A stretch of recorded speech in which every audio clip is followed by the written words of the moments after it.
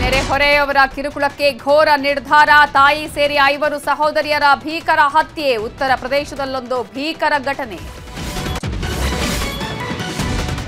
ಪತ್ನಿ ಮೇಲೆ ಕಿರುಕುಳದ ಆರೋಪ ಮಾಡಿ ಗಲಾಟೆ. ಹಾಸನದಲ್ಲಿ ಸಾಫ್ಟ್ವೇರ್ ಇಂಜಿನಿಯರ್ ಆತ್ಮಹತ್ಯೆ. ಅತುಲ್ ಸುಭಾಷ್ ಮಾದರಿಯಲ್ಲೇ ಸುಸೈಡ್.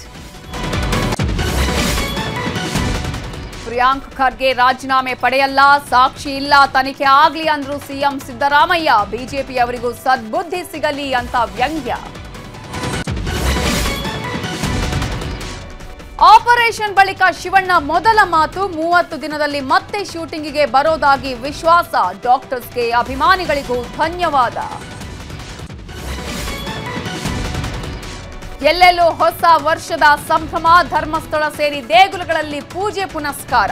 ಪ್ರವಾಸಿ ಸ್ಥಳಗಳಲ್ಲಿ ಜನವೋ ಜನ.